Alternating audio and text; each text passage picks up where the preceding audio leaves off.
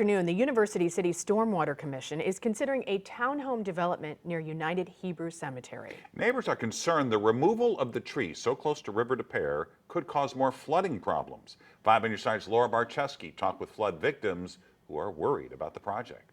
University City residents showed up to the Heman Park Community Center to speak to the Stormwater Commission because they're worried about a proposed development called the Enclaves at Canton. It's a townhome complex expected to have pickleball courts and a large retention pond right next to the River de Pere. We have incident after incident of flooding going on, and they're not basically listening to us. It's all about the money. So as part of this proposed project, they're hoping to take out 11 acres of trees here on the edge of the United Hebrew Cemetery, which residents say could impact the flooding in the area. Those trees would be replaced with cement, and that cement would drag the water down very quickly, and it would overflow. We think it would overflow the retention ponds that they plan to put up. Connie Fry and Don Fitz are part of the University Heights Flood Task Force. It was developed after a major flooding incident of the River de Pere that damaged their homes in 2022. It all was underwater, and the back wall basically got hit by the water,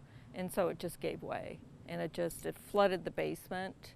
I mean, things were floating down there. Now they want the city council to turn down the project. We're trying to, get University City to kind of come forth and pay for the land and make it into a nice park. The chairman of the Forestry Commission said during public comment, even if the council does approve the project, there are measures in place to prevent the developer from cutting down all of the trees. As part of approving the development, the forester will take a look at what's out there and come back with a report. In University City, Laura Barczewski, 5 on your side.